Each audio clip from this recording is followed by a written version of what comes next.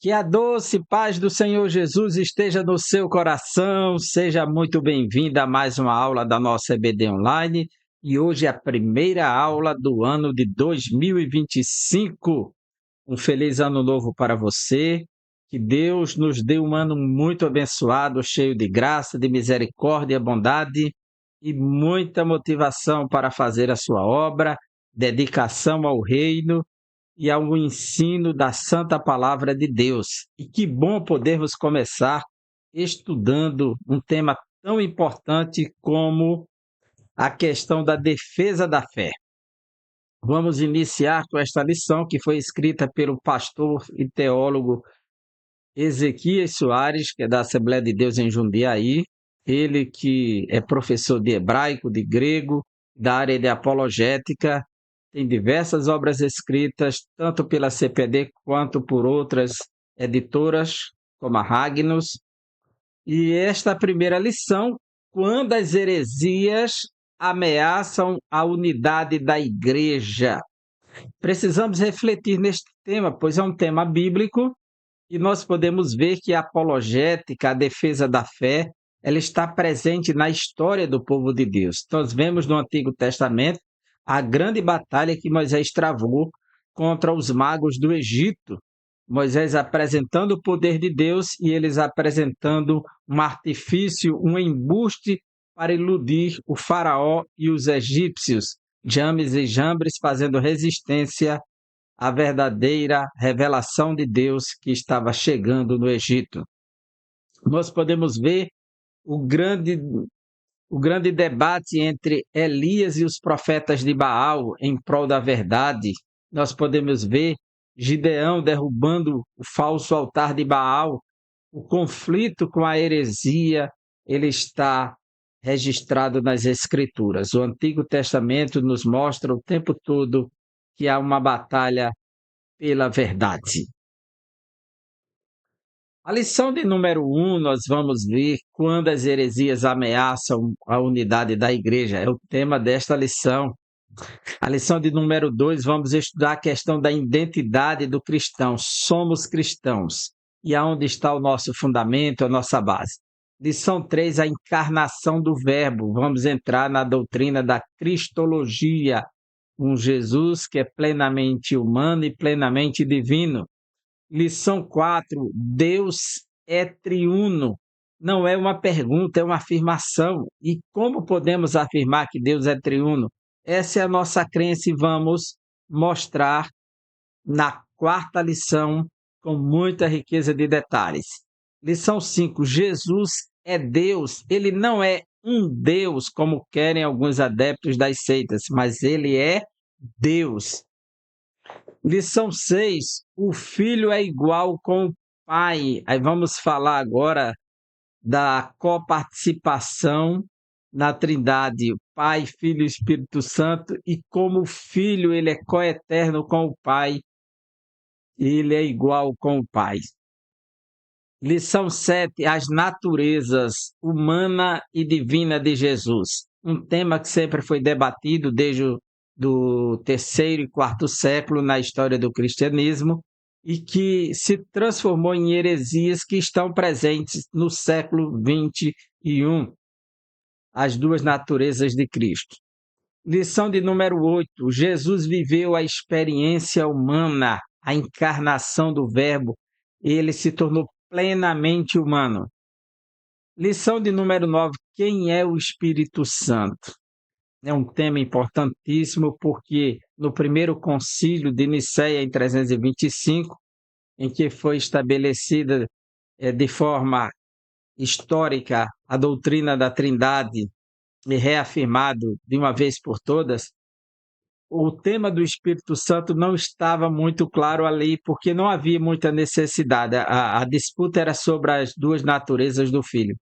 Mas concílios seguintes vieram e aí o tema do Espírito Santo foi introduzido mais uma vez, e historicamente, biblicamente, teologicamente, houve um triunfo da doutrina sobre o Espírito Santo. Lição 10, o pecado corrompeu a natureza humana. Então vamos estudar a doutrina da queda, o pecado universal, a degradação moral do homem e até onde vai as consequências do pecado. É um tema muito importante sobre a universalidade do pecado, a queda, e essa lição nos aguarda, né? Lição de número 11. A salvação não é obra humana. Se fosse, ninguém se salvaria. A salvação vem do Senhor, como diz Jonas. Então vamos estar estudando esse tema muito importante, que a salvação é obra divina. E lição de número 12, a igreja tem uma natureza organizacional. Como assim? Então vamos caminhar nas lições e vamos aprender acerca das naturezas da igreja, suas características, ela como instituição, como organização, como organismo. O que é a igreja? Essa é uma lição que nos aguarda com muita empolgação. E lição de número 13, perseverando na fé em Cristo. É uma lição que nos convoca a batalharmos pela fé e reafirmarmos as nossas crenças, os nossos fundamentos, tornando-os cada vez mais claros e necessários diante dos desafios dos últimos dias. Você está preparado para essa batalha? Os objetivos da lição. Primeiro, identificar as ameaças hereges que assolam a Igreja de Cristo nos últimos dias. Precisamos identificar quais são essas heresias, as ameaças hereges, aí representada pelo ícone do lobo, porque não é fácil lidar com esse tema das heresias, da apologética. É um desafio grande, mas precisamos lidar com ele, pois é bíblico, e Jesus enfrentou os hereges também. Nós precisamos estar fundamentados para podermos mostrar o que cremos, dar uma resposta acerca da nossa fé a quem nos perguntar. E precisamos ter segurança disso, firmeza, pois para isso o Senhor nos chamou, né? E precisamos batalhar pela fé que uma vez por todas foi entregue aos santos. Segundo, apresentar o conceito da apologética cristã. O que é apologética? Para que serve a apologética? E esse é um tema muito importante, chegando mais uma vez para o tema da escola bíblica, pois já estudamos em outros momentos, mas não nessas dimensões que vamos estudar nesse novo trimestre, nesse novo ano, com essa nova lição. Terceiro, definir o que são as heresias. Precisamos, então, saber o que é heresia a partir das origens etimológicas da palavra conceito e doutrina. Veja só, a palavra raireses, você pode ler raireses, né, em português, não há nenhum problema, mas a pronúncia em grego é raireses. Raireses em grego significa seita e heresia. Embora estejamos conscientes que a heresia é a doutrina que alguém defende, é o corpo doutrinário, é o conteúdo, e que a seita é justamente o grupo, a facção que representa aquela doutrina. Mas a mesma palavra que traduz seita é a mesma que traduz heresias. A palavra seita, ela vem do latim sectae, no latim, que chegou para nós no latim. Mas no Novo Testamento grego, a palavra é hairesis, do verbo haireomai, que é o verbo partir, separar. E aí você já tem uma ideia que a heresia, a seita, é um grupo que se dividiu, que foi partido, é uma facção, é uma escolha. O que seria, então, a apologética? A apologética é a disciplina, o ato de fazer a defesa de algo. Já o apologista é quem defende uma ideia ou doutrina, né? Esse apologista, se for da fé cristã, é alguém que defende as doutrinas cristãs. Se for um apologista do campo da filosofia, é que ele defende alguma ideologia, alguma doutrina lá. Também é um apologista. mas existe apologista em diversas áreas, não é algo exclusivo do cristianismo. O apologeta é quem cria o argumento ou o material de defesa, porque existem doutores na área que produzem uma linha de pensamento, uma escola. Esse é o apologeta. Ele não apenas defendeu, ele criou uma linha de argumentação, um método de defesa, de abordagem apologética, tanto de ataque quanto de defesa. Então, esse é o apologeta, diferente do apologista, que é o que faz a defesa. Então, muitas vezes o apologista está se valendo de material de apologetas, mas ele não é um apologeta, é apenas apologista. E heterodoxia. Essa palavra heteros em grego quer dizer outro, diferente. Fala de heterossexual, é aquele que gosta do sexo oposto, diferente dele, do outro. Quer dizer, o macho e fêmea é o chamado o heterossexual. Então, heterodoxia. Doxia quer dizer opinião. Doxa quer dizer doutrina. Então, heterodoxia significa outra doutrina ou doutrina contrária à tradicional ortodoxa. Orto, reta, e doxa, opinião correta, doutrina correta, ortodoxa. Então, o que vai de encontro, que está do lado oposto da ortodoxia, é a heterodoxia. Então, introduzindo com esses termos para facilitar o nosso diálogo, a nossa compreensão de aula, que é a palavra hairesis, tanto traduz seita, que é o grupo, quanto a heresia, que é a doutrina. Apologética, a disciplina, o apologista, quem defende uma ideia, o apologeta, quem cria o argumento, e a heterodoxia, que é o oposto da ortodoxia. Bem, a nossa lição no texto áureo nos diz assim: amados, procurando eu escrever-vos com toda a diligência acerca da comum salvação, tive por necessidade escrever-vos e exortar-vos a batalhar pela fé que uma vez foi dada aos santos. E esse batalhar aí é lutar, é brigar. Não uma briga de física com a pessoa, mas ele pega a expressão do verbo agonizomai, que é o verbo pelejar, é essa batalha pela fé.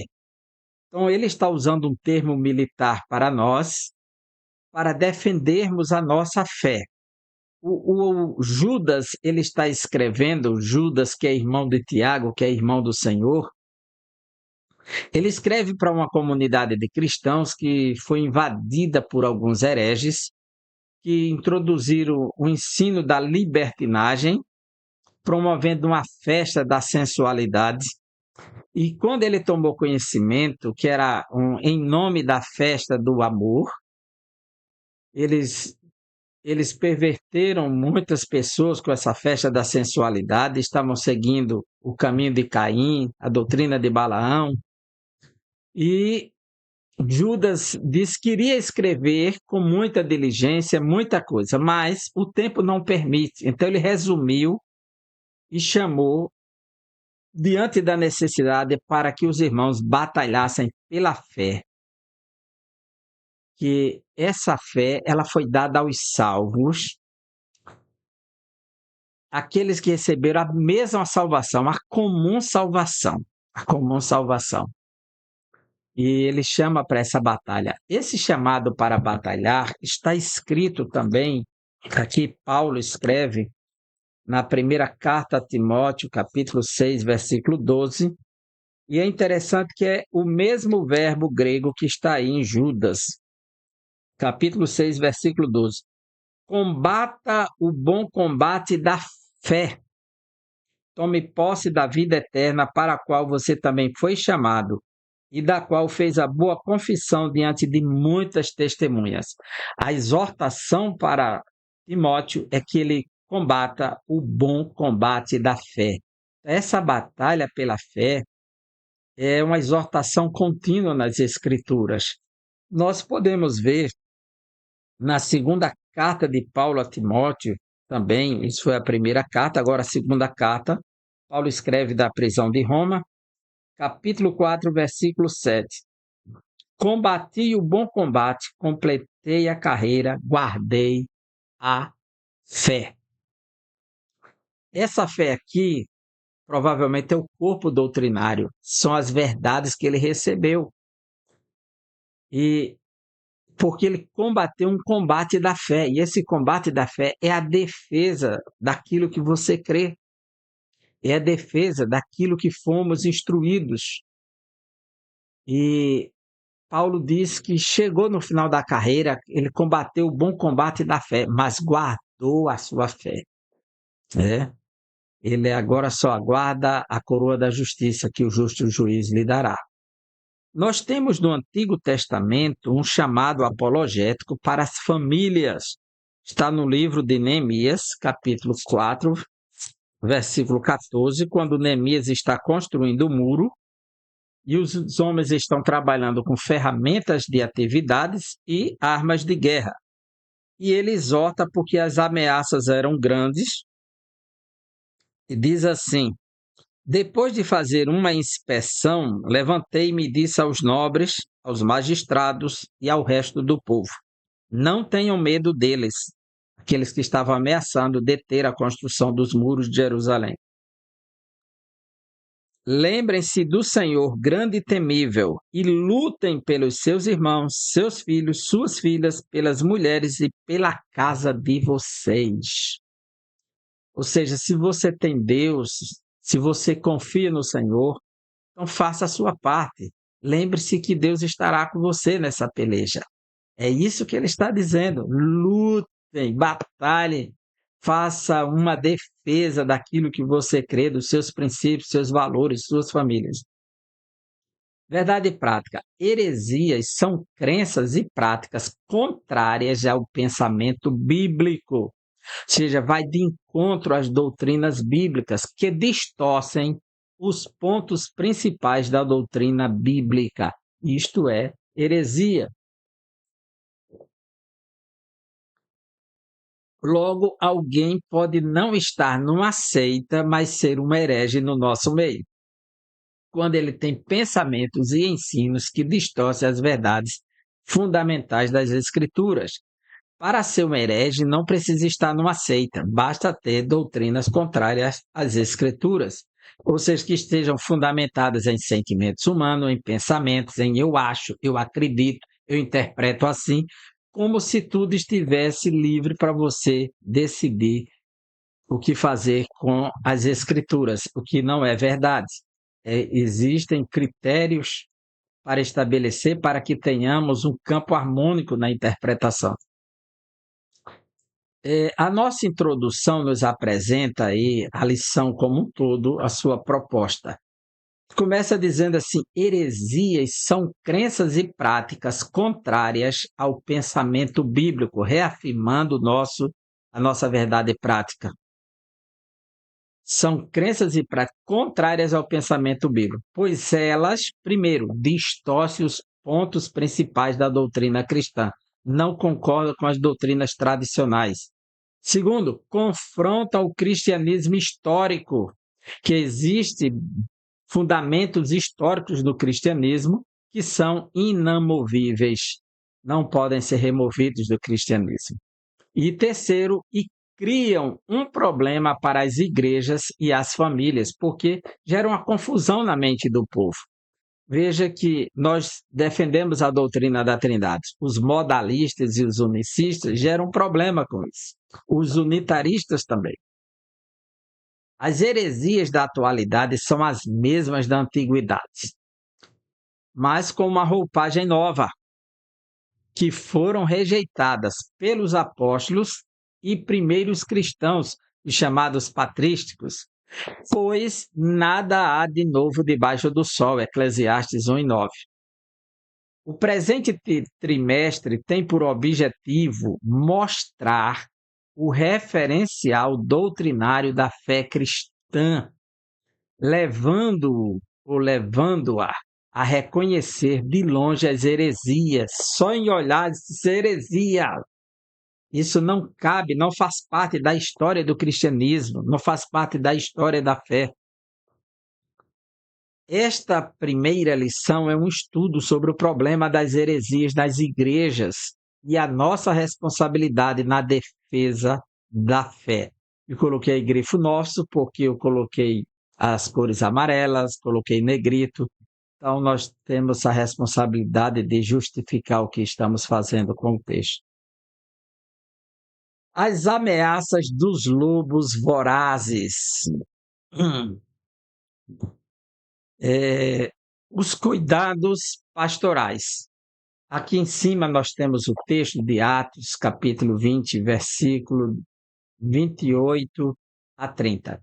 Versículo 28 diz: portanto, cuidem de si mesmos e do rebanho sobre o qual o Espírito Santo os colocou como bispos, a fim de pastorearem sua igreja comprada com seu próprio sangue. Os anciãos, que é traduzido em uma como anciãos, em outra bispos, outras presbíteros, mencionados no versículo 17, se nós voltarmos para Atos, capítulo 20, versículo 17, nós veremos que Paulo ele está retornando da sua terceira viagem missionária e vai para Jerusalém, e quando ele passou em Mileto, mandou chamar os presbíteros de Éfeso, os anciãos.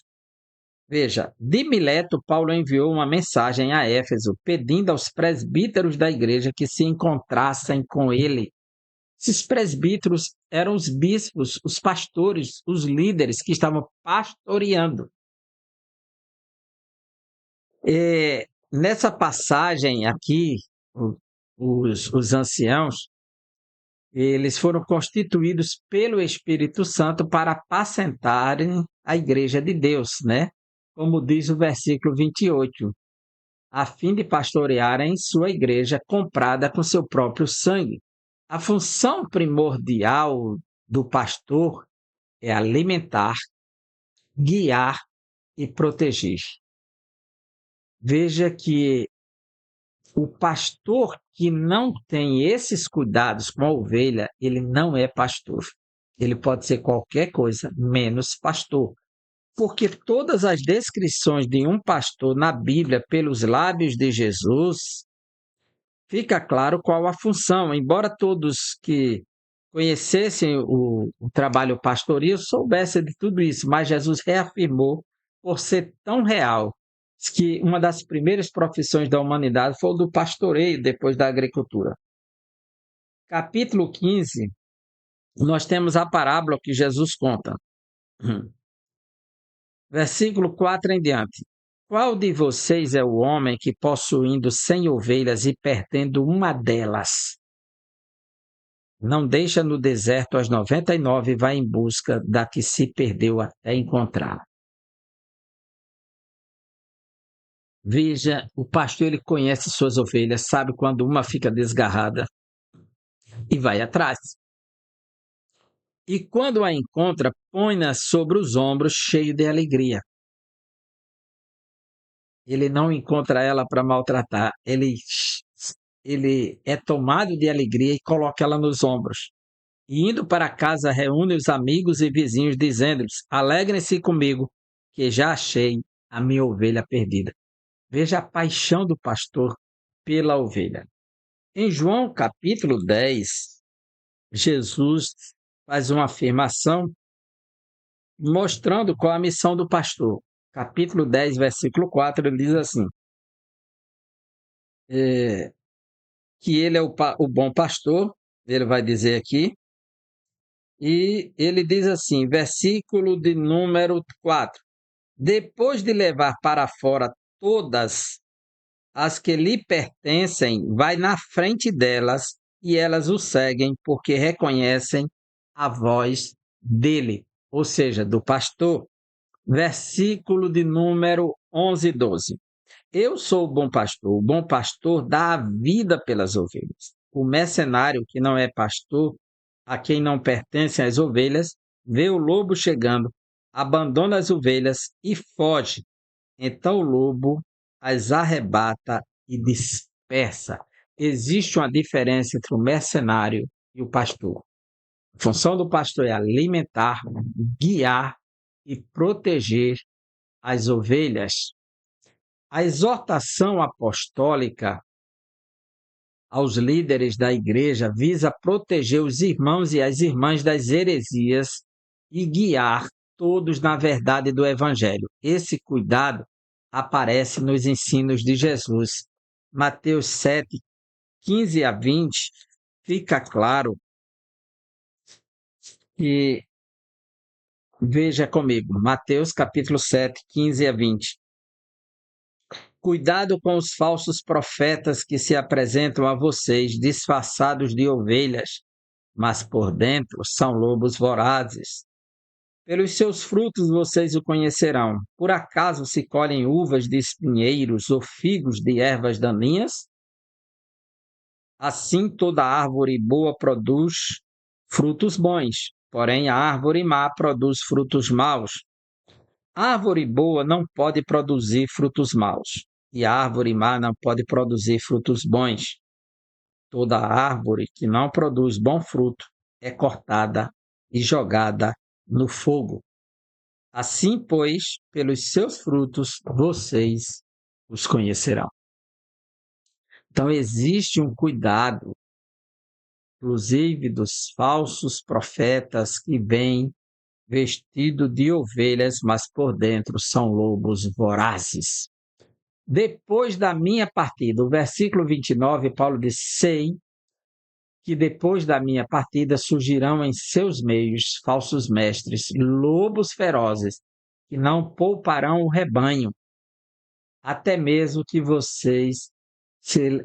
até mesmo entre vocês se levantarão homens que distorcem a verdade a fim de conquistar seguidores. Eu li até o 30 agora, 29 e 30. Depois da minha partida, é claro que Paulo está falando aqui, essa expressão é uma palavra profética, pois o apóstolo não está apenas se referindo à sua morte, mas também ao avanço dos hereges no seio da igreja depois do período apostólico. No futuro, Paulo usa uma linguagem metafórica para identificar os falsos doutrinadores como lobos cruéis ou lobos vorazes, conforme a Nova Almeida atualizada. O apóstolo Pedro, depois de ensinar que o Espírito Santo inspirou os profetas do Antigo Testamento, em 2 Pedro 1, 19 a 21, mostrou que a presença do verdadeiro ensino nem sempre é suficiente para impedir a manifestação do falso. Tanto que, ao falar a respeito dos profetas legítimos, dentre os hebreus, ressaltou que também havia entre o povo falsos profetas, como haveriam de surgir com o tempo no meio da igreja falsos mestres, e é o que temos visto. Esses lobos vorazes são falsos mestres. Na verdade, eles já estavam presentes no período apostólico. Nós podemos ver em Gálatas 1:7 como Paulo está desesperado com o ataque dos falsos mestres, querendo afastar a igreja do verdadeiro evangelho para um evangelho anátema, um evangelho maldito, que queria salvar o povo com as obras, afastá-los da graça de Cristo. E a gente vê isso aqui em Gálatas 1:7, o qual na verdade não é outro, porém há alguns que estão perturbando vocês e querem perverter o evangelho de Cristo. Em Colossenses 2:8, Paulo fala mais uma vez, 2:8, tenham cuidado para que ninguém venha enredá-los com sua filosofia e vãs sutilezas, conforme a tradição dos homens, conforme os rudimentos do mundo e não segundo Cristo. Precisamos ter muito cuidado nos últimos dias. É por isso que o nosso chamado é para batalhar pela fé que uma vez por toda foi dada aos santos. E Judas nos diz no verso 4, pois certos indivíduos cuja presença a sentença de condenação foi promulgada há muito tempo, se infiltraram no meio de vocês sem serem notados. São pessoas ímpias que transformam em libertinagem a graça do nosso Deus e negam o nosso único soberano e Senhor, Jesus Cristo. Então, sempre existiu e existem falsos mestres, mas Paulo fala do seu crescimento no nosso meio. A origem dos falsos mestres. 2 pontos surpreendentes nessa parte do discurso nos chamam a atenção. Primeiro, os lobos vorazes surgem de dentro da própria igreja. Veja 1 Timóteo capítulo 4, versículo 1. Ora, o Espírito afirma expressamente que nos últimos tempos alguns apostatarão da fé por obedecerem a espíritos enganadores e a ensinos de demônios. 2 Timóteo capítulo 4, versículos 3 e 4. 2 Timóteo 4, 3 e 4. Pois virá o tempo em que não suportarão a sã doutrina, pelo contrário, se rodearão de mestres, segundo as suas próprias cobiças, como que sentindo coceira nos ouvidos. Eles se recusarão a dar ouvidos à verdade, entregando-se às fábulas. Eles vão surgindo no meio e tomando caminhos diferentes. Em 2 Pedro, texto esse que parece que vamos ter que ler o tempo todo, de tão necessário. Capítulo 2, versículo 1. Assim como surgiram falsos profetas no meio do povo, também haverá falsos mestres entre vocês. Entre vocês. Uma das características desses falsos mestres, esses falsos ensinadores, é que eles se posicionam acima das escrituras. E os quais seu menor pudor espiritual usam as redes sociais para corrigir a Bíblia e discordar abertamente dos profetas e dos apóstolos bíblicos. Estão sempre impondo o erro às escrituras, estão sempre querendo desconstruir as verdades de Deus, estão sempre apresentando com aparência de sabedoria tantos pseudos argumentos. Tais pessoas consideram seus discursos modernos e a mensagem da Bíblia desatualizada. Em razão disso, oferecem um novo evangelho. Então, Paulo, ele escreve na segunda carta aos Coríntios, no capítulo 11, versículos 13 e 15, você pode ler comigo. Capítulo 11, 13 a 15. Porque esses tais falsos apóstolos, obreiros fraudulentos, disfarçando-se de apóstolos de Cristo, e não é de admirar, porque o próprio Satanás se disfarça em anjo de luz, portanto não deveriam surpreender que os seus próprios ministros se disfarcem ministros da justiça. O fim deles será conforme as suas obras. Eles receberão uma recompensa no tempo certo. Em face disso, vemos a importância de estudar um campo da teologia denominado de apologética para orientar os crentes dos nossos dias. Porque devemos estudar a apologética, que Paulo diz que surgiriam falsos mestres que seriam lobos devoradores. E ele mostrou que isso seria para o futuro, e chegamos nesse momento, né? Depois da partida de Paulo, seja tanto a partida geográfica quanto a partida para a eternidade. E esses falsos mestres surgiriam do nosso meio, mas Paulo orientou aqueles que seriam pastores de verdade, bispos de verdade, anciãos de verdade, presbíteros de verdade, que pastoreassem o rebanho de Deus, aqueles que foram constituídos pelo Espírito Santo. O que é apologética? A primeira carta de Pedro, capítulo 3, versículo 15, que é um tema muito importante, Pedro está falando sobre a questão da submissão. Ele começa no capítulo 2, esse tema, da primeira carta de Pedro, capítulo 2, Versículo 11, ele diz assim: Amados, peço a vocês, como peregrinos e forasteiros que são, que se abstenham das paixões carnais que fazem guerra contra a alma. Tende conduta exemplar no meio dos gentios, para que, quando eles os acusarem de malfeitores, observando as boas obras que vocês praticam, glorifiquem a Deus no dia da sua visitação. Por causa do Senhor, estejam sujeitos a toda instituição humana. Então ele vai para o versículo 18 e diz assim: Servos, sejam obedientes ao Senhor de vocês com todo o temor, e não somente se ele for bom e cordial, mas também se for mal, porque isto é agradável a Deus, que alguém suporte tristezas sofrendo injustamente por motivo de sua consciência para com Deus. E ele continua e entra no capítulo 3 e diz assim: Igualmente vocês, esposas, estejam sujeitas ao seu próprio marido, para que, se ele ainda não obedecer a palavra, seja ganho sem palavra alguma por meio da conduta de sua esposa. E ele avança um pouco mais e vai dizer assim,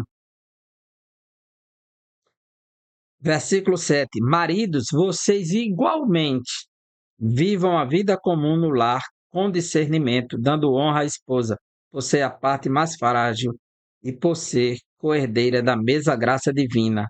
Agindo assim, as orações de vocês não serão interrompidas. Versículo 8. Finalmente, conclusão de conteúdo. Tenham todos o mesmo modo de pensar. Sejam compassivos, fraternalmente amigos, misericordiosos, humildes, não paguem mal com mal, nem ofensa com ofensa. Pelo contrário, respondam com palavras de bênçãos, pois para isto vocês foram chamados, a fim de receberem bênção por herança. Então, ele está falando aqui do comportamento do cristão na hora de responder. Aí ele diz assim, versículo 13: Ora, quem há de maltratá-los se vocês forem zelosos da prática do bem? Mas mesmo que venham a sofrer por causa da justiça, vocês são bem-aventurados. Não tenham medo das ameaças, nem fiquem angustiados. Versículo 15. Pelo contrário, santifiquem a Cristo como Senhor no seu coração, estando sempre preparados para responder a todo aquele que pedir razão da esperança que vocês têm.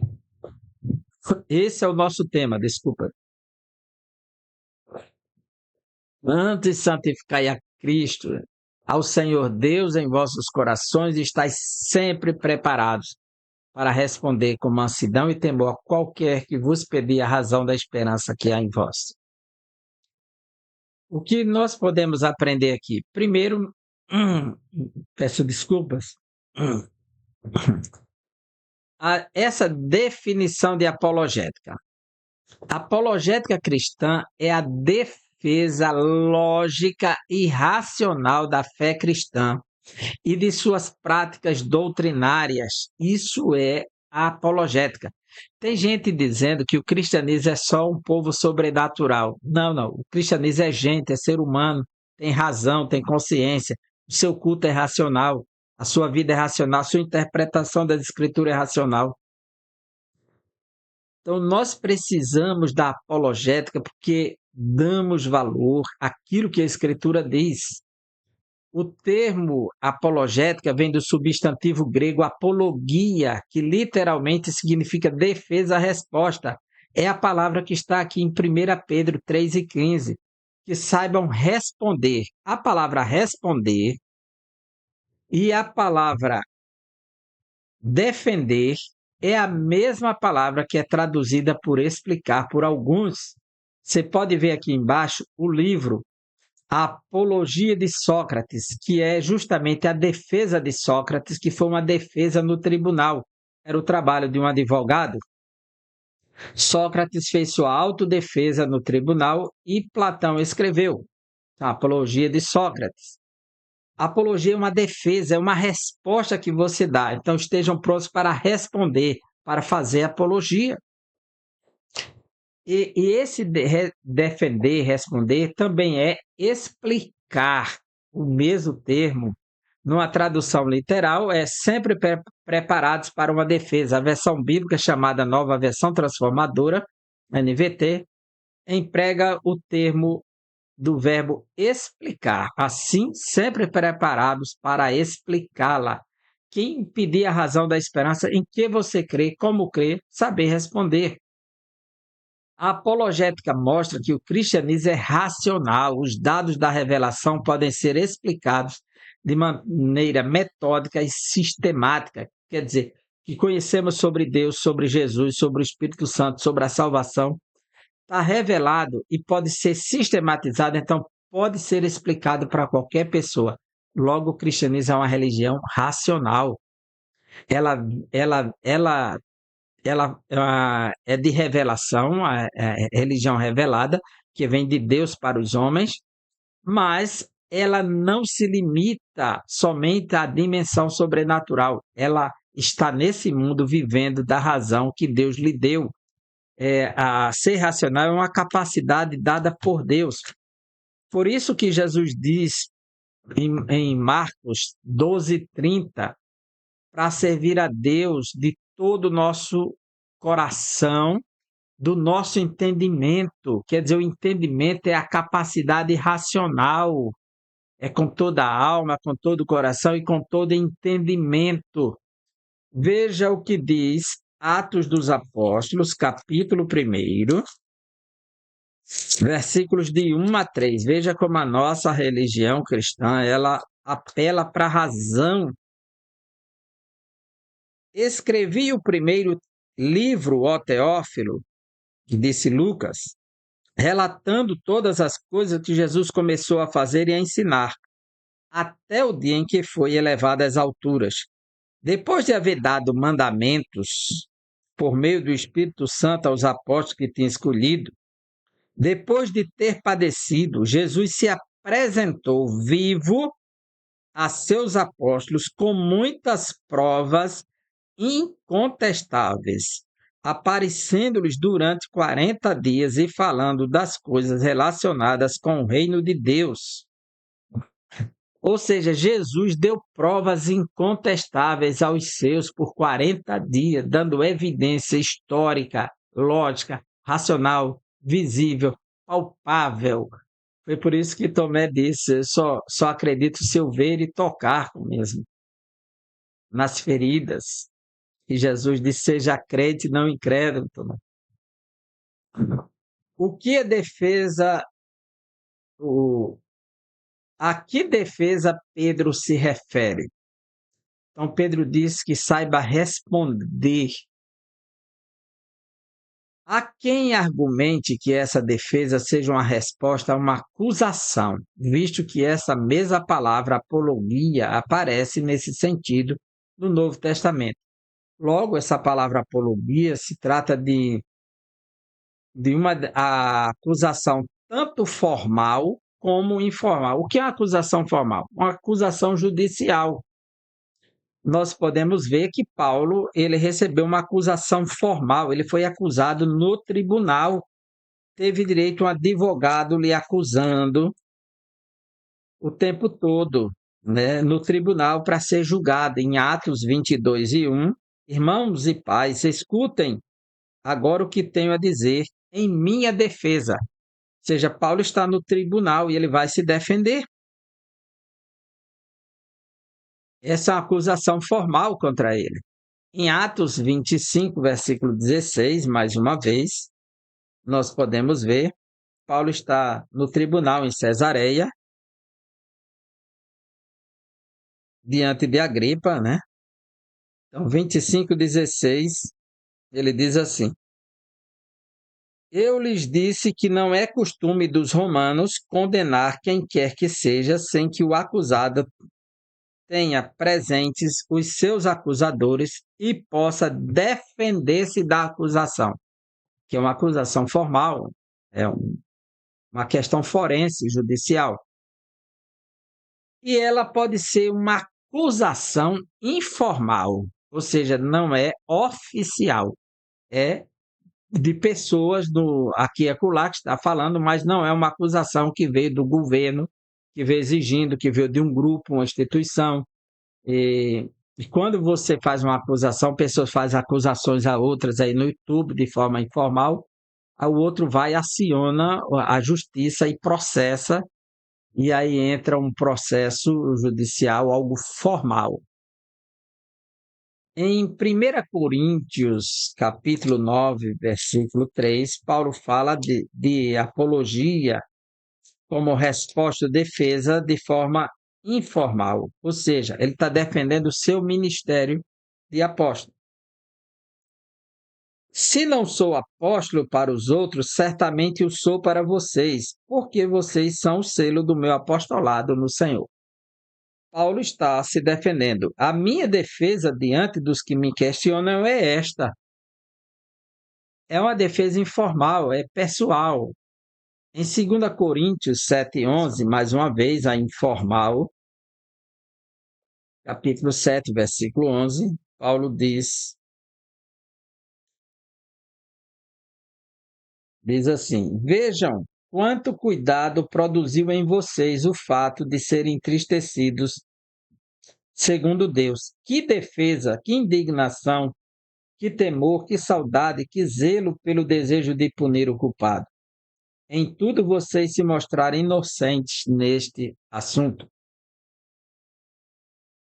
Então, Paulo, ele mostra esse tipo de defesa aqui, informal, como vai aparecer em Filipenses 1, 7, 16, né, que ele está sendo acusado pelos que estão de fora em Filipos, que estão soltos, para aumentar as dores de Paulo dentro da prisão. Esse aqui é um tipo de defesa informal, mas Paulo fala, na minha primeira defesa, ninguém esteve comigo. Defesa formal seria em Roma diante do tribunal. Então, existe essa defesa que Pedro está fazendo aqui, que muitos entendem que seja uma defesa informal. Eram acusações de pessoas. E ele precisava responder ou se defender, que apologia em grego significa tanto defesa quanto resposta. Por que devemos combater as heresias? Por qual motivo? Primeiro, para uma defesa própria. Precisamos ter consciência de doutrina, de valores. Para a defesa própria, os cristãos devem estar informados daquilo que os vários grupos ensinam e saber a forma como refutá-las biblicamente. Aí a necessidade de estudar sobre as heresias, as seitas, os grupos. Segundo, para ajudar os outros na compreensão da fé. Veja como Paulo diz que ele se defendeu de acusações, né? 1 Timóteo, capítulo 4, versículo 16. Cuide de você mesmo e da doutrina. Continue nestes deveres, porque fazendo assim você salvará tanto a si mesmo como os que lhe ouvem. Ter cuidado de si mesmo e da doutrina. Então, é para a defesa própria, para ajudar os outros na compreensão da própria fé. E aí vem um trabalho que o William Lane Craig fala da evangelização. Veja o que diz Tito, capítulo 1, Tito, capítulo 1, versículo 9. Que nos salvou e nos chamou com santa convocação, não segundo as nossas obras, mas conforme a sua própria determinação e graça, que nos foi dada em Cristo Jesus antes dos tempos eternos. E ele nos chama, então, a participar dos sofrimentos do Evangelho, e o versículo, capítulo 1, versículo 9 de Tito, perdão, eu li em Timóteo, eu estava estranhando no momento, 1 e 9, ele diz assim, ser apegado à palavra fiel que está de acordo com a doutrina para que possa exortar pelo reto ensino e convencer os que contradizem este ensino. Então, tanto o combate às heresias ele é importante porque é uma defesa própria, tem cuidado de ti mesmo da doutrina, para ajudar os outros na compreensão da própria fé, como depender exclusivamente do Espírito Santo. Pois João 16:13, Jesus diz que quem convence o homem do pecado, do juízo e da justiça é o Espírito Santo. Não é a nossa intelectualidade. Não é a capacidade humana que vai converter as pessoas. É o Espírito Santo. Se não tem o Espírito Santo, não vai ser apenas uma enxurrada de conhecimento e não vai convencer nunca, porque a pessoa já está agindo confiando nele e não deve ser assim.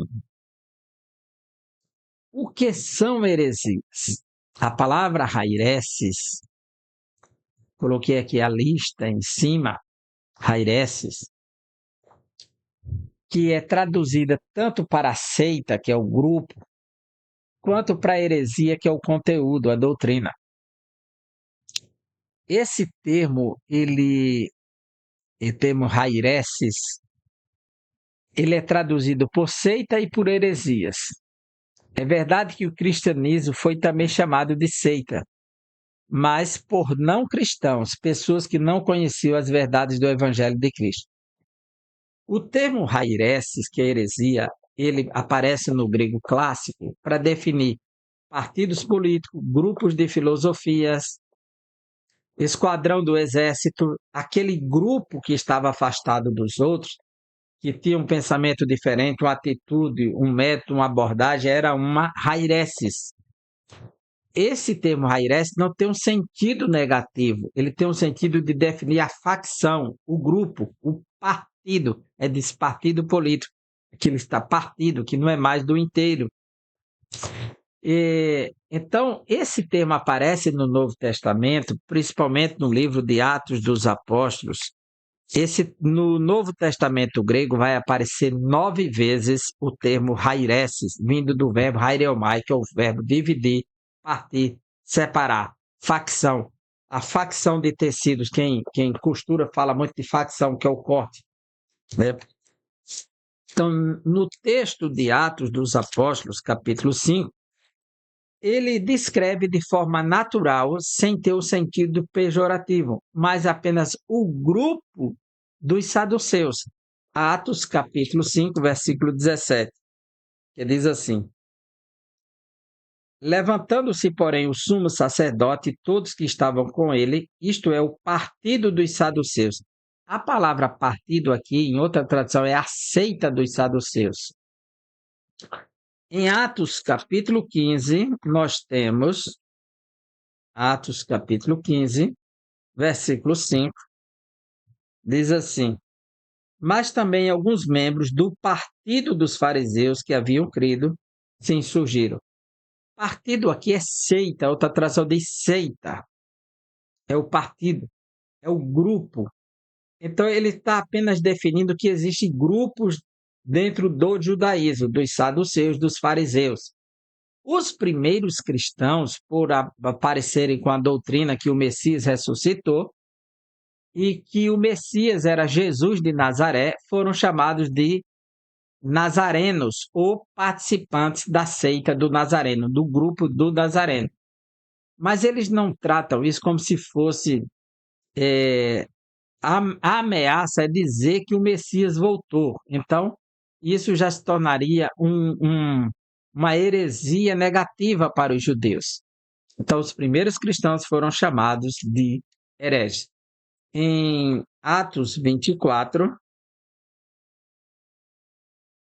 versículo 5, está escrito: porque tendo nós verificado que este homem é uma peste, que é Paulo, né? E promove desordens entre os judeus do mundo inteiro, sendo também o principal agitador da seita dos nazarenos. O principal agitador da seita dos nazarenos. No livro de Atos ainda, capítulo 28, versículo 22, mais uma vez os judeus chamam os cristãos de seita. Mas gostaríamos de ouvir o que você pensa. Os judeus estão dizendo a Paulo lá em Roma, porque sabemos que em todos os lugares essa seita é contestada no meio dos judeus, né? Porque ela afirma que o Messias voltou, é a seita dos nazarenos. A palavra seita, raireses, ela tem vários sentidos. Então, raireses no Novo Testamento, sentido de partido, espírito sectário, né? Heresia, também tem a ideia de divisão e dissensão. Por exemplo, em 1 Coríntios 11, 19, a divisão que surge dentro da igreja, um dizendo eu sou de Paulo, eu sou de Apolo, sou de Cefas, e estavam dividindo o corpo de Cristo, Paulo chama isso de heresia. Algumas traduções colocam aqui, essa palavra pode ser traduzida como peleja, divisão, heresia, facção, partido, brigas. 11, 19 de Atos dos Apóstolos, de 1 Coríntios. E é até necessário que haja partidos. Aqui botou partidos, outra tradução diz heresias entre vocês, para que também os aprovados se tornem conhecidos entre vocês. Então é necessário, porque revela os fiéis quando a heresia surge.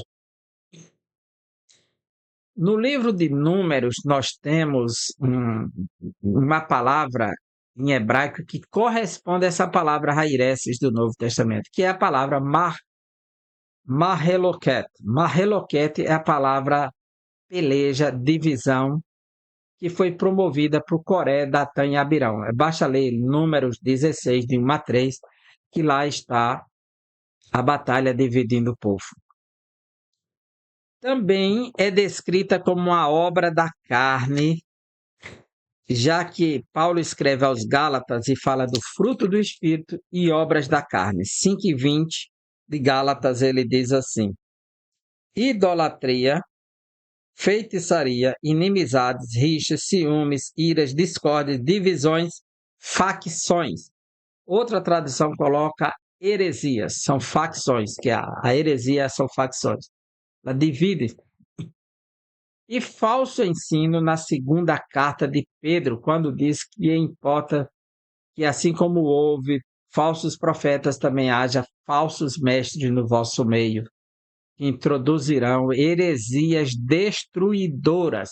Aqui tem um sentido totalmente negativo essa palavra, e é a partir daqui que ela ganha esse formato que vai entrar na história da igreja. Durante os primeiros séculos da igreja, até o quarto século, o combate era acerca das naturezas de Cristo, a divindade, a questão da trindade, da divindade, da natureza do Espírito Santo. Mas, a partir do quinto século, a palavra raireses foi usada até a Reforma Protestante para punir toda e qualquer pessoa que pensasse fora do catolicismo, das doutrinas do catolicismo. Então, eles puniam como herege qualquer pessoa. E essa punição era levada até o extremo da morte. E essa palavra ela é retomada agora para classificar, principalmente a partir do século XIX, que começa a surgir muitas seitas dentro do cristianismo, pensamentos heterodoxos que estão surgindo dentro do cristianismo.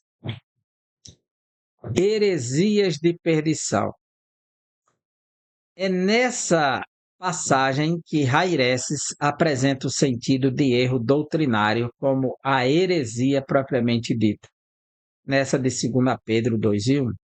No campo teológico que nós conhecemos hoje, as heresias distorcem os pontos principais da doutrina cristã no que diz respeito a Deus, a Trindade, o Senhor Jesus Cristo e o Espírito Santo, ao ser humano, a natureza, o pecado, a salvação, a origem e destino dos anjos, a Igreja e as Escrituras Sagradas.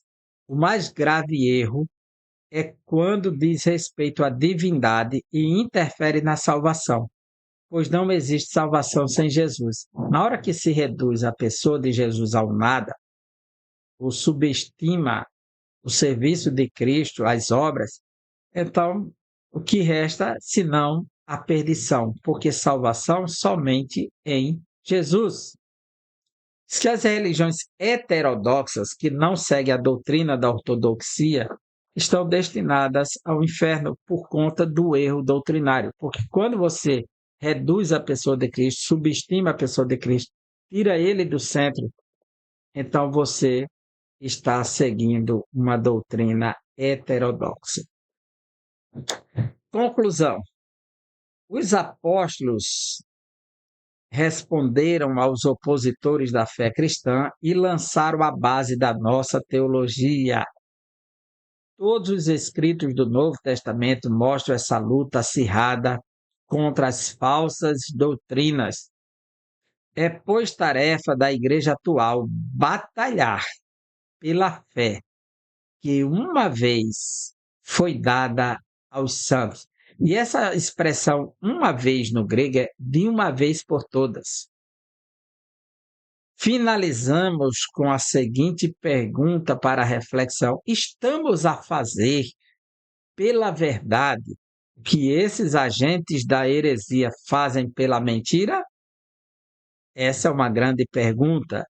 Ela está inspirada numa antiga frase adotada pelo ICP: você está disposto a fazer pela verdade que as religiões e seitas fazem pela mentira? Esse é o nosso grande desafio. Até a próxima aula e te aguardo com alegria para estudarmos quem somos nós. Somos cristãos, é a lição de número 2. Um grande abraço.